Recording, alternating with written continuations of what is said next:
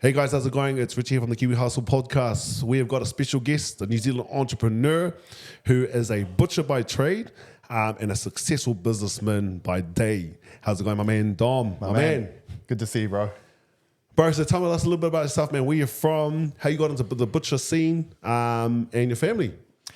Born and raised in Auckland. Been my whole life here, so it's good. Butchering, started at 16, 34 now, so it's a short run. And yeah. Bro, you married?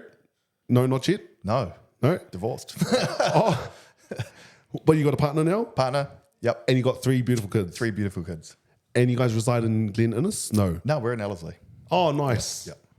So for people that don't know, Avon Butchery is in Glen Innes, and his social media platform is active. It's viral. You've had like numerous influencers like Alvin, who's outside, Dox Fale, who's outside, Ed, who's outside as well.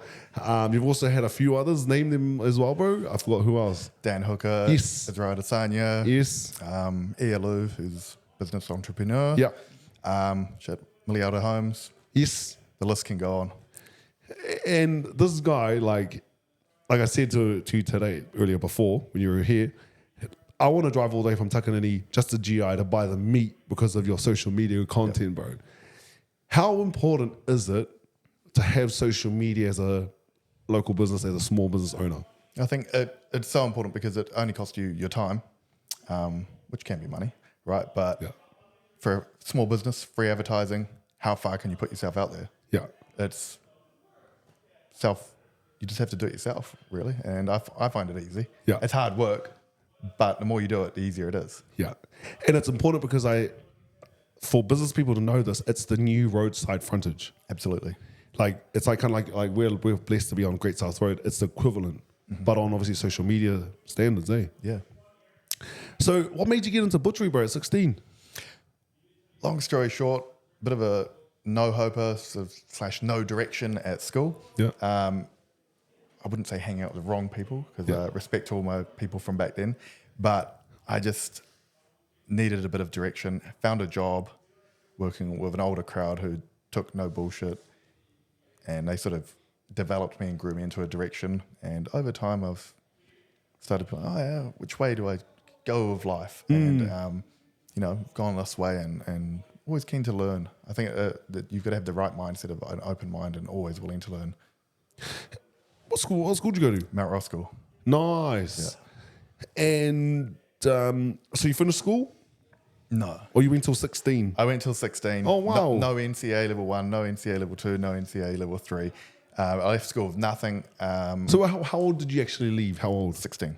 Bang on 16? Bang on 16. Had your resignation in? Yeah, pretty much. You're out of zone. Would rather you didn't come back. And I was like, all right. Because I wasn't really turning up to school. So my parents were like, you're not staying at home doing nothing. You got to get a job. Get out, find a job, and you're finding it yourself. And I was like, what? Really? So reality started to hit and found a job labouring to start with. Yep. Did that for 2 days. Pretty much got laughed out of there. Like, bro, you're too weak to be here. So after 2 days, I said to my dad, I was like, that's not for me. So he said, find another job. And I found one butchering, an apprenticeship. So you did the apprenticeship? Yep. Do you come from money? Put it that way. I'd say I came from a middle class family. Yeah. We weren't rich, but we weren't poor. Yeah. My parents, I guess, were hustlers. They were buying houses growing up, renovating them and selling them. And it would just be a continuous sort of domino effect from there. So you were already surrounded in the hustle? Without realising it, yeah. Yeah. And so you did the butchery apprenticeship? Yep. So that was 4 years. Continued on at the shop I was at, and it was time to leave that shop, and I made my way to Glen Innes, to Avon's Butchery. So you've worked there half your life? Yes, 2013. I started Avon's, and the doors open to learning more in the industry and paving my way up, I guess, to becoming more of an adult with life, and took over Avon's Butchery in 2018. Who was the owner when you first And tell us a story about that, bro. Did you go in and say, hey, I need a job? Or was it to seek? Or It was through the phone. So you ring up and order meat, and we did it through a guy called Bruce Polkinghorn, and he said, mate, found a job for you. It's in Glen Innes. I was like, Glen Innes? Oh, yeah.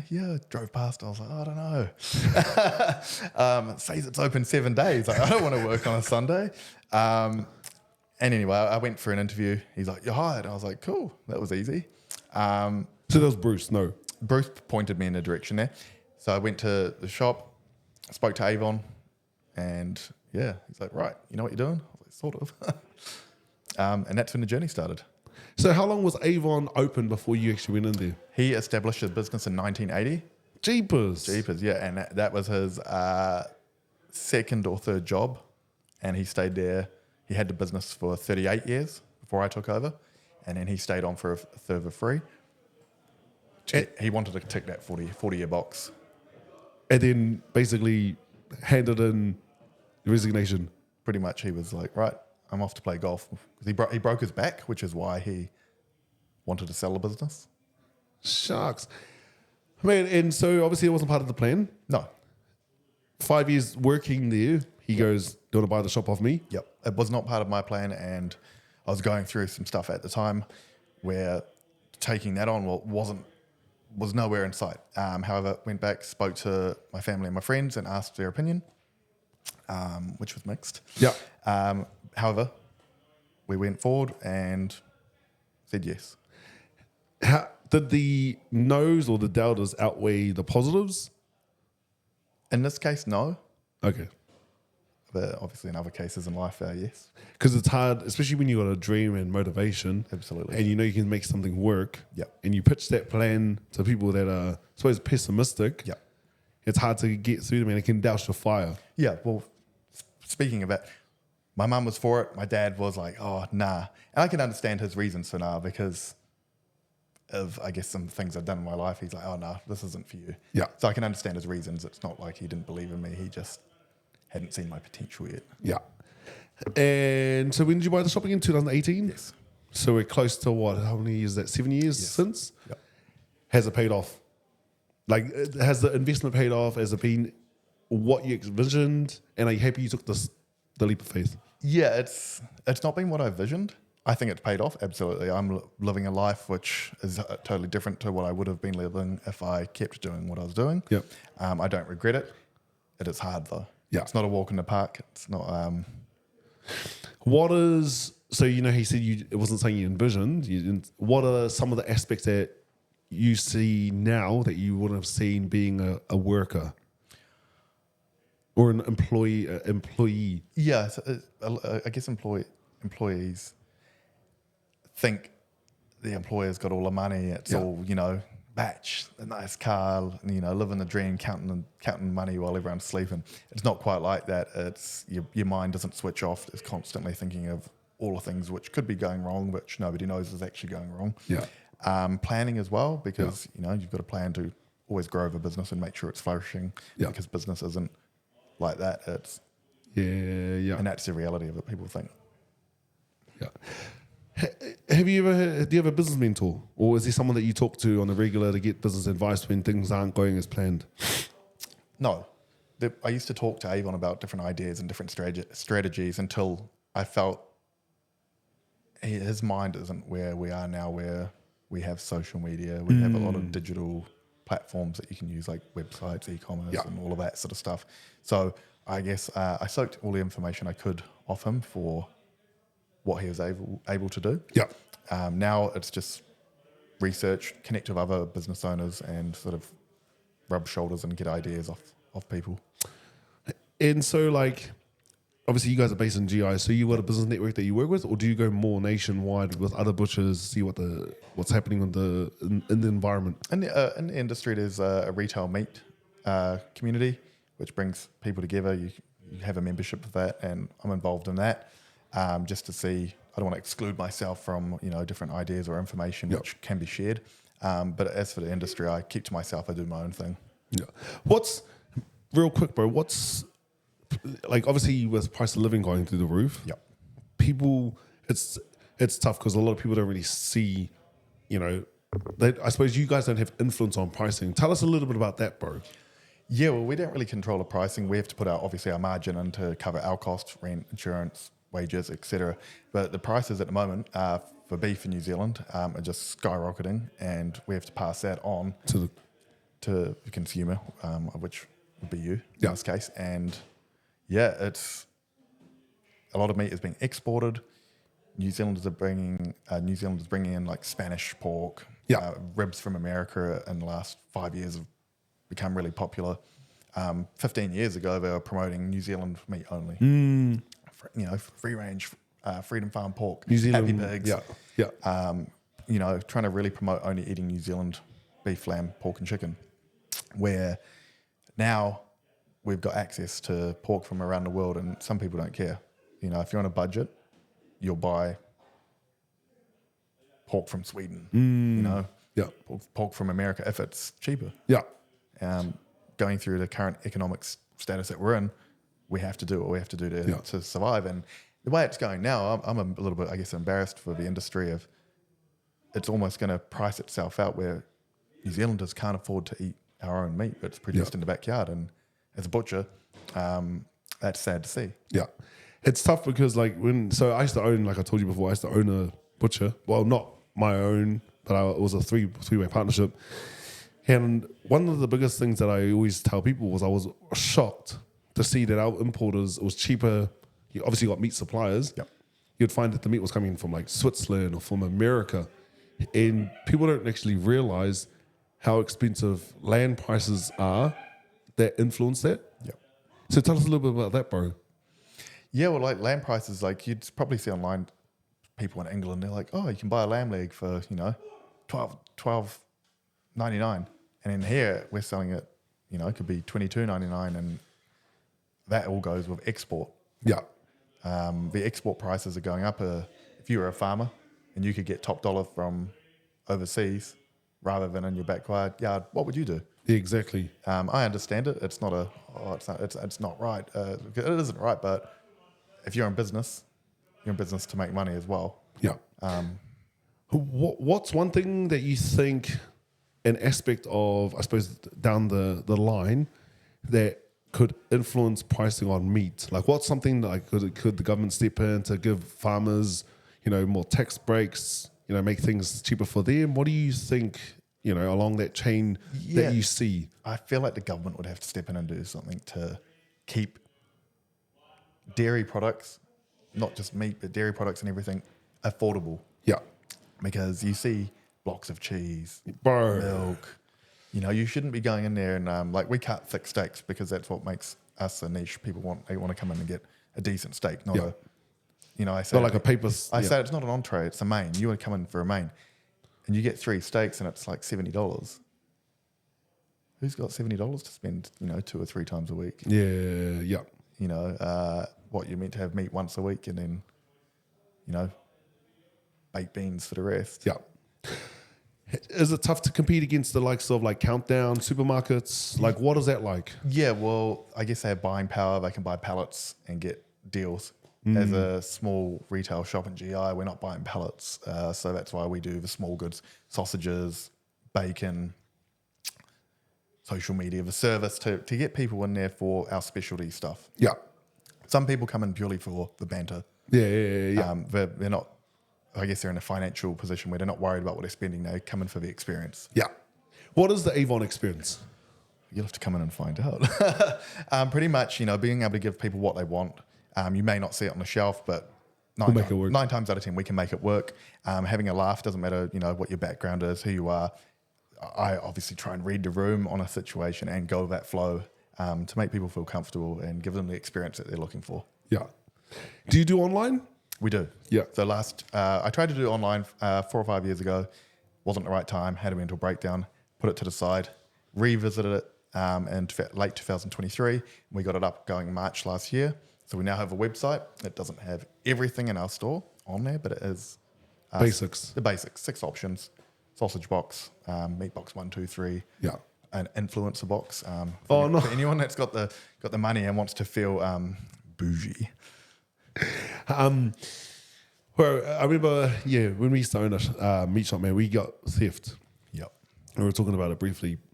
Man, you don't realize like one carton, your profit margin is usually on one product of that carton. Yep. And when one product gets stolen, you're back, or you're basically breaking even. Absolutely. Tell us a little bit about that, bro. Like what it's like to own a business and know that every product counts. And when someone steals, how much impact that is on a small business like yourself. Oh, absolutely. Theft can destroy a business, whether it's somebody coming in to steal or somebody stealing from the workplace. There's no room for that. The margins in the meat industry are quite low, and you can't afford for stuff to go out the door and not be paid for it. Yeah. It's just, Give us a little indication into margins, bro, roughly. So like you're talking about margins. Like let's just say a steak is, I don't know, let's just $18. Yep. What would be the margin on that, bro? And depending the business, it could be anywhere between 20 and 60%. Some places a little bit higher, some places a little bit lower, depending on their style of how they run the business. Yeah. I try and run a medium in between that. Yeah. What was the toughest period of business for you, bro? And tell us why. I think the toughest part of business is at the moment with the economy. We've been through COVID and all of that, which is different. We were busy enough through COVID to keep active, keep the staff busy, to keep a little bit of money coming through, where now the economy's not so good. We have people coming in, they look at pricing and some people leave, and we've never had that before. And it's a real hustle at the moment to get people to share the little money that they do have. You see that front hand, the economy struggles and how people are shopping. Yeah. And it is sad to see some people come in and they just don't have the money. Do you ever get backlash? Like in person, like bro, you guys are too expensive. And how do you address that? I see it every now and then on TikTok. That place is expensive. And I'm like, I don't know their financial status. I could throw a bit of crap on them, but that'd be bad on me to do.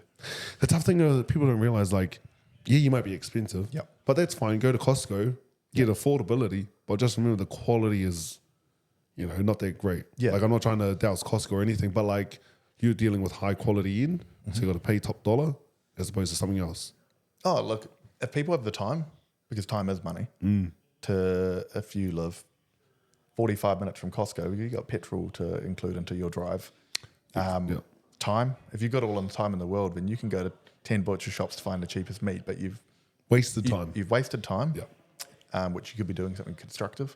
But you've also used fuel, which that's not cheap either here.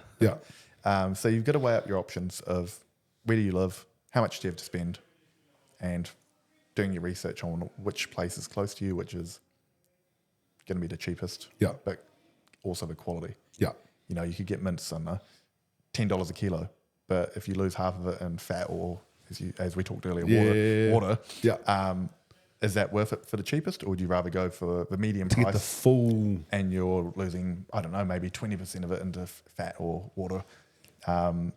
You've got to weigh up your options. Me and my wife, we've got a saying. It's like, obviously we run a gym, and it's a little bit on the higher end as well. And it's like on a plane. You can jump on a plane. You've got economy, business class, first class, whatever. They both go to the same destination, but the experience is different. And I think the hard thing about it in this current age, even maybe in society, people don't understand the difference.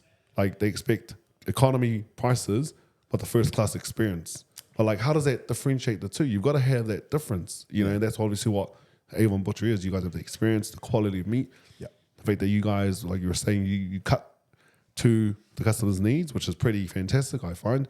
And like, honestly, man, I know for a fact, owning a butcher shop, it was tough. Like, the margins were tough. You've got to think of different ways to make more money. You've got to bring in, like, I think turkey tails was one of our most popular sales products here. And you just got to think of different ways, like how you cater to your demographic. So in saying that, bro, how do you, as Avon Butchery, accommodate to your demographic? I know GI is a high social welfare area. That's from statistics from what I gathered. And I know there's a lot of, obviously, Polynesians, Tongs out there. How have you been able to leverage off it, or do you find that your customer base come from outside of GI? The customer base comes from out of GI. So I feel like Monday to Thursday is just like the local community and local areas which are close by, which might be a 10-minute drive to us. The Friday, Saturday, Sunday is all over Auckland. You got people driving to us. We cater to a big following of ours is the South American community. Oh, true. Yeah. Why is that? Your sausages? I heard they're amazing. We have a whole lot of their style cuts, which are cut different to all of New Zealand cuts. Shout out to Argentina. Yeah, that's cool. Yeah, Pablo. We worked with a guy, Pablo, to get all of these cuts. So we have a big following for that. Award-winning sausages. We have about 20 different flavors sausages. What's the most popular? The people's popular one is that everyone talks about is the brisket jalapeno cheese and bacon. Oh, Bit of a mouth twister there, but cheese and tongue twister. But yeah, that one. Doc Farley spoke about your sausages, bro. Yeah. I said to him, what type of sausages, dog? Like, he goes, nah, proper sausages. Yeah. So he was speaking highly of your sausages, He got bro. a mouthful. I think he got the He got a mouthful. Yeah, he did. No, did he? Yeah, the sausages, that'd be the one to try. Doesn't mean it's the best one, though, because we do 20 different flavors. If you see in any of our videos, we've got our awards on the wall. Yeah. The first one dated, I think, 2002 was our first award, and then the last ones were last year. So we try and stay active with that, which is probably one thing I'll probably stop, is the sausage awards. Again, pricing for those is going up to enter. So they charge you to enter? Yeah. Jeepers. Yeah. So I guess like an example over the years, we've put 20 entries in. You're looking at quite the amount there. Per entry? Yeah, so call it an average of $90 per entry. Jocks, it does cost a lot. Yeah, man. Yeah. And then if you win, you get one complimentary ticket. To the next award. To go to, to the awards, re-enter. to the awards evening. And I like to take, friends, family, and give them the experience too for the support they give me behind the scenes. Yep. So we usually try and take about 10 people, 13 if the company have their tickets available, and give them the experience. We're looking at, to win an award or a couple of awards, $4,000 for a picture on the wall. What? Yeah. They charge you to... That's for the cost of the ingredients, the tickets to enter, to take your team along, buy some drinks as well, to give everyone the experience. Is it worth it? I don't know. I've the last 4 years I've been like, I'm not entering next year. I'm not doing this. Yeah. I definitely see why. I back my products. Yeah. So do the awards promote more business, or do you find it's... I think 15 to 20 years ago they did, but... People just want to, whatever tastes good. Well, yeah, I'm Avon's Butchery. We do things online. We're already probably the most well-known butcher online. Worst well-known? No, the most known. Most well-known. Do we need the little bit of publicity that you get in a back page of an article? Or do we just keep promoting the business for what we do? Yeah. And it's a different way, like no bagging the competition. It's cool. I've always take part because I think it's good for the industry. There's a lot of pros to it, but I guess my style of how I advertise and how I do things, I don't need to do that anymore. I think I've reached a level now where we won, a couple of years ago, we won People's Choice Best Sausage in New Zealand. Wow. I've reached these accolades where I can tick the box, and I think I can, myself and Avon's Butchery can move on maybe end of this year and say, we've done the competitions, we've achieved the awards. I've blown my own trumpet a little bit. Yeah. I can move on and take the business in a different direction. Did the great man Butcher influence you or inspire you? And do you have aspirations to open up multiples like he did as Sir Peter Liche? Yeah. I never had aspirations to open more. However, in recent weeks, I've had in my mind if everything played out right, and there was an opportunity to open franchises and change how I ran business, but the pressure wasn't on me, as as we spoke about franchises before and how they operate. If it was presented well, I wouldn't say no to it. Initially, I said, nah, there's only one Avon's Butchery and that's it, but things change. As for Peter Leach, an icon of the butchery in New Zealand, he'd be the most known butcher or face of Butchery in New Zealand. Yeah. He's in his later end of life, and I think he'll go down as one of the greatest to ever do it here in New Zealand. And no one can say otherwise on that. Oh, he had the great personality. Like he was even on his ads. It's a great mate, Joel mate, the old what is it? His voice, the Mad Butcher. Yeah, it's iconic, and he did things differently back then. Yeah. In a time where no one was doing what he did. Yeah. And that's what I'm trying to bring to now, is to try and be the next biggest face of Butchery in New Zealand. Yeah. In a different way, because I don't want to copy his way and do my own way. Well, when we took over Papakura Wholesale Meats Direct, this is many moons ago, six odd years ago, we did the old like Facebook marketing, posting.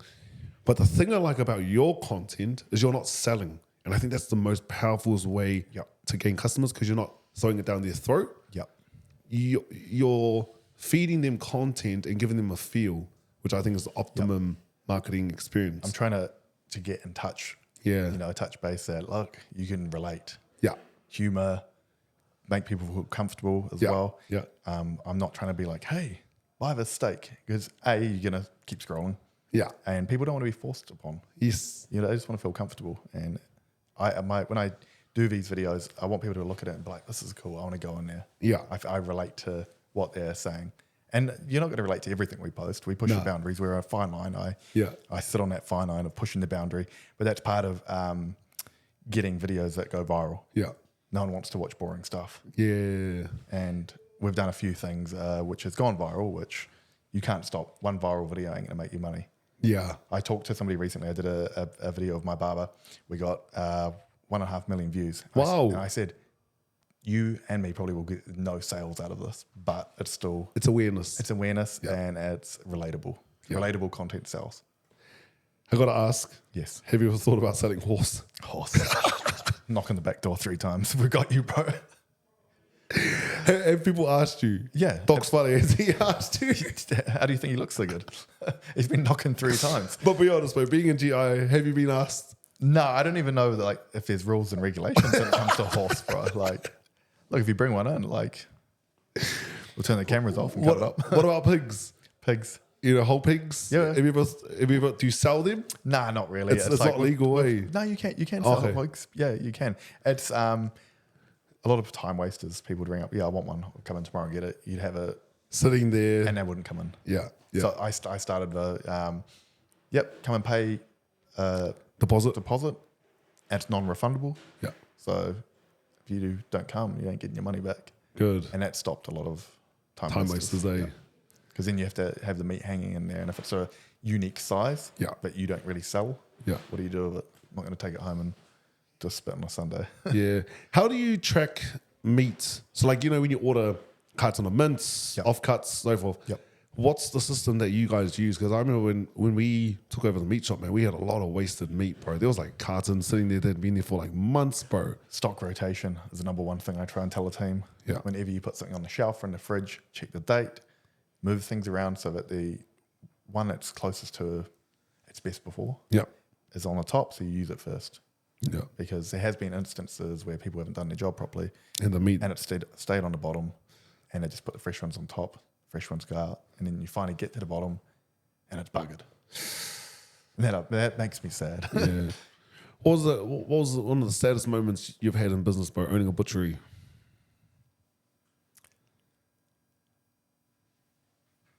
Probably roadworks. We had roadworks for 9 months right outside the shop, and I get it. People don't have the time. Yeah. If people would come and drive around the block twice and be like, can't get in, there's no parking. People are lazy. Yeah. They're living busy lives. Convenience. And we had a fence right outside. You had to walk probably 200 meters, which people don't want to do. Shucks. That was meant to be 4 months, and it ended up being 9 or 10, and it was a real struggle on business. And then the domino effect after that is we're in a recession as well. So we had that, and then come out, and I was like, we're going to be rich now. It's summer. Well, summer didn't hit as nicely as I would have liked it to be. Everyone does barbecues and whatnot, but the spending was different. The Christmas spending too. Businesses weren't buying. Yeah. everyone meat boxes anymore. Yeah. We didn't. We had a lot of businesses not buying Christmas hams to give to the staff. Yeah. All of the big businesses changing, and then for us, like we make money pretty much from November till March, April. Yeah. Summer Barbies. Yeah, that's where, and we hold that money to get us through winter. Yeah. So we didn't really make that this year. So I'm like, cool, winter's here. Let's see how this plays out. So I've got to put my big boots on and get my hustle on for winter and make sure the team are fed. Man, so two things. We'll talk about the recession side of things. Firstly, it's tough, man. I see a lot of roadworks happening and people don't realize like the effect, like there should be compensation from the council, like to some degree, or government, because that's just out the gate. They're suffocating businesses like you guys. Like, how do you expect to pay your taxes, your rates, your water bills if there's no customers coming in? Yeah, like we've had roadworks in Glenninnis for 2 years. It could be longer, and we've got some more coming on down the road. But they've either started last week or starting next week, and that's going to go on for weeks, if not months on end. And again, it's another reason for you, if you live up the road, to avoid Glenninnis and go the long way around, because I've seen the traffic when I go home and it's crazy. Man, it's just the whole, it confuses me now. Like they're reducing lanes from 2 to 1, bike lanes now, and no offense to any bikers, but like you depreciate 2 lanes to make it efficient, but now traffic jams, removing car parks, it just doesn't make sense to me. Yeah, they put bike lanes, that's what the roadworks were, for cycle lanes in Glenninnis, and nobody uses them. It's on one side of the road. I look out and the bikes are on our side. I'm like, hey mate, it's across the road, And the only people that really do use it is, the bros on the dirt bikes going to Mission Bay for the weekend, and there's about 40 of them. So that was a complete waste of taxpayers' money. You see it every day. They come and, I guess, probably look at the plans and be like, this might be cool. Let's use money for this. It's just, yeah. I had to catch up with one of the bosses of McDonald's. I wasn't having McDonald's, but this was for a different topic, different meeting a couple of hours ago. Yep. And he was saying, I think last month, in comparison to the same month last year, sales are down 60%, which is crazy for McDonald's. Have you noticed a similar pinch? Absolutely. We're probably down 35% where we should be. Every week I say to the team, right, we've no cutting corners, utilize the time correctly to make sure the shop's clean, tidy, rotation, and ticking all those boxes so that we're not caught on any corners whilst it is quiet, because you don't want to be lazy. The thing is, when it's not busy, you lose motivation. Yeah. And people get complacent and comfortable. And when people get too comfortable, what happens? Yeah. Busy minds will think other things and they start doing things and so forth. Yeah, absolutely. And I don't want a domino effect of just things going backwards. So it's putting me under pressure to take action. It's also keeping me learning on how to manage the team better through tough times. Yeah. Because when it's busy, it's not hard to crack the whip and like, let's go. Yeah. Work harder, but when it's quiet, to motivate them. How can you, offer them to grow in a business when it's under struggle? Stress, and under pressure. And I know our business isn't the only one. You drive through CBD, you drive through Newmarket. How many places are for lease? Yeah. It's a lot of people don't want to talk about it. People don't like saying, "Oh, business is tough," because it's maybe bad. I guess it's like talking about depression. It's a sign of weakness, failure, all of that. And I think it's okay to say like times are tough. Yeah. It is a struggle out here, and businesses are having to lay people off. Yeah. Get loans out or whatever different people are doing. It's tough out there, and we're feeling it. Bro, you highlighted quite a bit of truths, home truths, especially with the CBD, man. Like, me and my wife went in there a couple of months ago. I couldn't believe roadworks, but the amount of leased buildings. Yeah. And the sad thing about it, like Newmarket is no longer Newmarket, man. It's dead. Yeah. The mall probably played a part into that. Because who wants to walk down in the rain? It rains a lot here in New Zealand, and the mall, parking. Yeah. It's dry, it's warm. Yeah. As you said, the state of it, it's just, what are they going to do with Newmarket?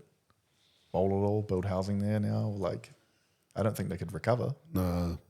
It's tough to see it, man, especially from a business standpoint. your central business district is usually the heartbeat of an economy. Yeah, absolutely. And now it's sad to see it's just so dead. If you're a tourist and you fly here from wherever from around the world and you go to our CBD, Oh, you'd think, what a dump. yeah. What a dump. I think what is it? I Show Speed. Yep. He said, "What do you guys do in New Zealand? Like, there's nothing to do." He got a lot of flack, but like, it's because the economy's struggling. It is. Like, there's no opportunity or there's no disposable income for new businesses to come up with disposable income business ideas. Absolutely. Well, people need to pay rent. Yeah, You know, that's always a big one. And I'm sure in the CBD, the rent's high. yeah. Some businesses are probably offering low rent, but when you've got no foot traffic, It doesn't make because nobody wants to go to the CBD anymore, you can get cheap rent all you want. You can pay no rent, but you still have to sell stuff. Yeah. What were some things that you did quickly, bro, that have helped you leverage or pivot, like with your butcher shop? Because obviously you're probably doing business a little bit different than you were last year or 24 months ago. What are some things that you've done different besides the personalized cuts that have been quite innovative? I think you, especially if we talk about social media, you've got to keep up with the changes of social media. What I was doing 5 years ago on social media, nobody was doing then. However, that doesn't work now. So I had to change it, and that's why I'm doing skits and trying to make relatable stuff to try and, I guess, touch people differently. We keep going back to that, but that also plays a part of trying to get people in the door. Yeah. I go out and buy lunch, and some people are like, "Hey, bro, I've seen you on TikTok or Instagram." And I'm like, okay, the videos do work. You've mentioned it. Yeah. Pricing needs to be, again, not too expensive, not too cheap, because, again, you got bills to pay. Yeah. There's so much that goes into it. I try and constantly be in people's face so that when you're keen for a barbecue, you're going to be like, "That spot in GI. I've seen them or I've heard about them and I'm going to go." Because marketing doesn't work instantly. You see it once and you're like, "I'm going there." You might see it 100 times and be like, "Today is the day I visit Avon's Butchery." Yeah. So there's so much that goes into it. Yeah. There's so much, we have a website. I need to rebrand the outside of the shop. Oh, yeah. I've got it all sorted digitally. Yeah. It's just, do I use that money now Yes. to make the shop look fancy? Or you save for Or a do I rainy hold day. it because times are tough? Yeah. And I'd rather not get rid of somebody because I've gone and blown the money on trying to look fancy. Yeah. It says Avon's outside. You walk in, it's a different world inside. Yeah. But you got to spend money wisely. Tell us a little bit about the Hawaiian shirt. What's up with that? Working holiday. So in summer we do the Hawaiian shirt. In winter we do like a lumberjack shirt. So we just change it 6 months of the year. It sparks conversation, which is the number one thing. People come in, no butcher in the whole world is wearing Hawaiian shirts. No. I don't think anyway. But it's a big conversation starter. They're bright. Good people will come in and like, "Wow, you look great. Like, what are the shirts for?" And I'm like, "It's our uniform." Oh, it's definitely eye-catching, man. Like it pops. Yeah, It there's pops. probably no big reason. Like probably like, "Oh, like uncle's from Hawaii," but like nah, it's just pretty much a conversation starter. Yeah. And then the lumberjack one's just to keep warm. It's cold. Yeah. I don't want to. I've like with Avons, I don't like to do anything the traditional butchery way. Everything's got to be a little bit different, unique to my personality, and different. As I said, nobody's wearing the Hawaiian shirts, and when they see that, they're like, "Stop straight away." Yeah. Before we finish, bro, what are some words of wisdom for anyone looking into getting into business, even butchery, Yep. for them to take away from your message? You've got to work hard is number one. You've got to be committed to the hustle, and when you fall off the horse, get back up. There's no staying down.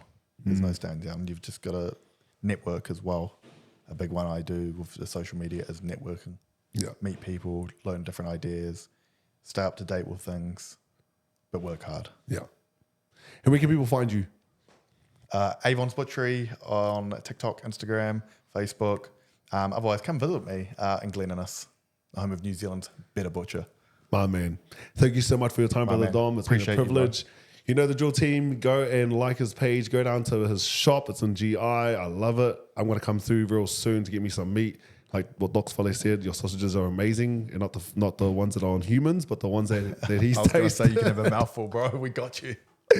But thank you, bro, so much for your time. Appreciate it, bro. Thank you so much. And you know the drill, guys. Like and subscribe. We appreciate your guys' time as well. But thank you so much for coming on board, bro. My man, legend. Appreciate it.